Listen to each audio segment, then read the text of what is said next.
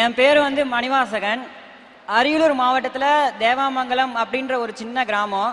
அந்த சின்ன கிராமத்தில் ஒரு குடிசை வீடு. அந்த குடிசை வீட்டில் ஒரே ஒரு மஞ்சள் கலர் லைட்டு.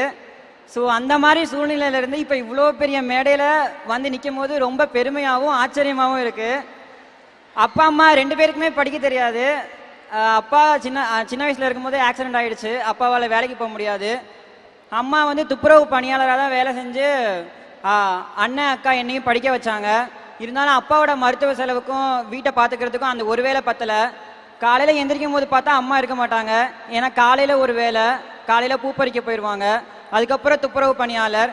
அதுக்கப்புறம் சாயங்காலம் ஒரு 100 ரூபாய் 200 ரூபாய் கிடைக்குன்னு சொல்லிட்டு ஒரு வீட்டு வேலை, பாத்திரம் தேய்க்க அந்த மாதிரி போவாங்க. அந்த மாதிரி சூழ்நிலையில் தான் நான் ஒரு 10th வரைக்குமே படித்தேன்.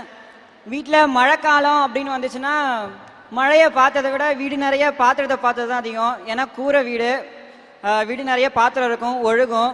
ஸோ அந்த மாதிரி சூழ்நிலையில் படித்து தான் 10th ஸ்கூல் ஃபர்ஸ்ட் வந்தேன். அதுக்கப்புறம் 12th படிக்கணும்னு ஆசைப்பட்டு 12th என்ன படிக்கணும் அப்படின்னு ஆசைப்பட்டப்போ பயாலஜி குரூப் எடுத்தேன். டாக்டர் ஆகணும்னு அம்மாவுக்கும் ஆசை, எனக்கும் ஆசை.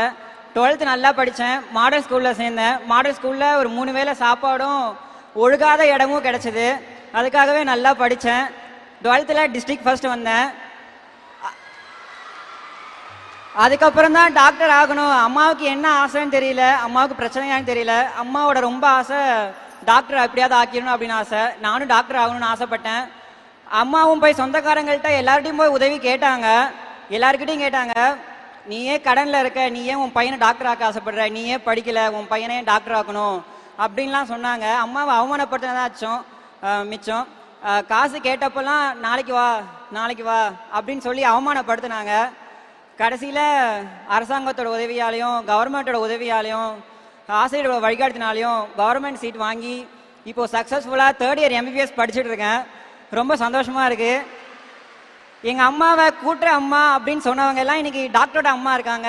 டாக்டரோட அம்மா அப்படின்னு சொல்லும் போதே ரொம்ப பெருமையாக இருக்குது. அம்மா இதை உலகத்தையே ஜெயிச்ச மாதிரி ஃபீல் பண்ணுவாங்க. ஸோ இந்த வாய்ப்பு கொடுத்த ஆசிரியர்களுக்கும் கவர்மெண்ட்டுக்கும் ரொம்ப தேங்க்ஸ் சொல்லிக்கிறேன். Udhayanidhi sir, to you want to say something? Chief minister ஏதோ சொல்லணும்னு ஆசைப்படுறாரு. தம்பி, டாக்டர் ஆகிறதுக்கு என்னுடைய வாழ்த்துக்கள். அதே நேரத்தில் ஒரு சின்ன திருத்தம். உங்கள் அம்மா பணியாற்றின பணியை பற்றி சொன்னீங்க. அது தூய்மை பணியாளராக மாற்றிட்டோம் நம்ம அரசில். அதை நம்ம தூய்மை பணியாளர்னு சொல்லுங்க. சரியா? நன்றி. தேங்க்யூப்பா, தேங்க்யூ ஸோ மச். ஏன்னா ஒரு சின்ன வார்த்தையில மரியாதை மாறும், அதனால மரியாதை கூடும். அதனால அதை நம்ம எப்பவுமே கவனமா பார்க்கணும். அந்த வகையில தேங்க்யூ ஸோ மச்.